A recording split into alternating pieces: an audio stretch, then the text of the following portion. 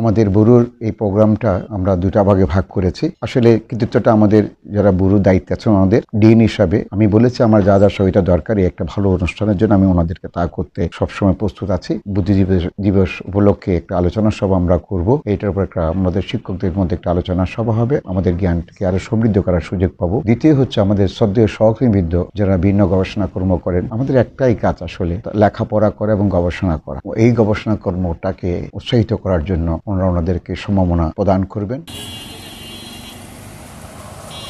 বিশেষ করে আমাদের যারা জুনিয়র শিক্ষক আছে তারা বেশি বেশি করে গবেষণায় উৎসাহ পাবেন, আরো বেশি এই গবেষণা কর্মে সময় দিবেন। তাতে আমাদের ওই শিক্ষকের নিজেরই উন্নতি হবে, আমার ফ্যাকাল্টির উন্নতি হবে, আমার বিশ্ববিদ্যালয়ের উন্নতি হবে, আমরা র্যাঙ্কিং এ পৌঁছাতে পারবো, র্যাঙ্কিং আমরা ভালো অবস্থানে যেতে পারবো। সর্বোপরি রাষ্ট্র সমাজ অনেক অনেক বেশি উপকৃত হবে। এই গবেষণা থেকে অনেক কর্মফল বেরিয়ে আসবেন গবেষণা কর্মের মাধ্যমে, যা আমাদের জাতীয় সমস্যার সমাধান যথাযথ ভূমিকা পালন করবে।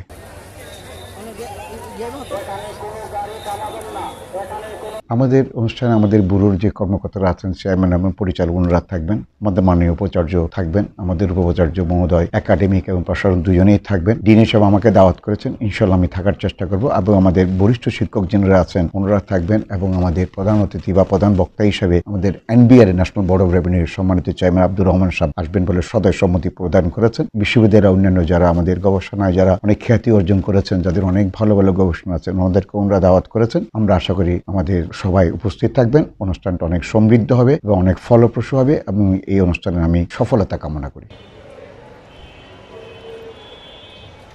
ভালো গবেষণা করলে সেটা স্বীকৃতি পাওয়া যায়, এটা বৃথা যায় না এবং আমরা স্বীকৃতি দিচ্ছি। এই স্বীকৃতি মানে আসলে এখানে আমরা তো কোনো আর্থিক তেমন কিছু নাই, এই স্বীকৃতিটা আমাদের জন্য অনেক বড় কিছু। সবসময় অর্থ দিয়ে মূল্যায়ন হয় না। আমরা একজন গবেষণা কর্মীর স্বীকৃতি দেবো এবং সেটা তার মধ্যে একটা উৎসাহ উদ্দীপনা সৃষ্টি করবে। ওনাদেরকে দেখে এই স্বীকৃতির জন্য বিশ্ববিদ্যালয়ে একটা স্বীকৃতি বা একটা অনুষদ থেকে স্বীকৃতি বা এটা কিন্তু চারটিখানি কথা না, এটা কোনো ক্লাব বা অন্য কোনো সমাজের সংগঠন নয়। এটা বিশ্ববিদ্যালয়ের একটা অনুষদ, আমাদের প্রতিষ্ঠান বিজনেস রিসার্চ ব্যুরো, মানে এটা অনেক অনেক বেশি উৎসাহ সৃষ্টি করবে এবং তার একটা ফলপ্রসূ প্রভাব থাকবে জুনিয়রদের যারা এখনো গবেষণা কর্ম শুরু করেনি বা যারা ভবিষ্যতে এখানে শিক্ষক হিসেবে যোগদান করবে।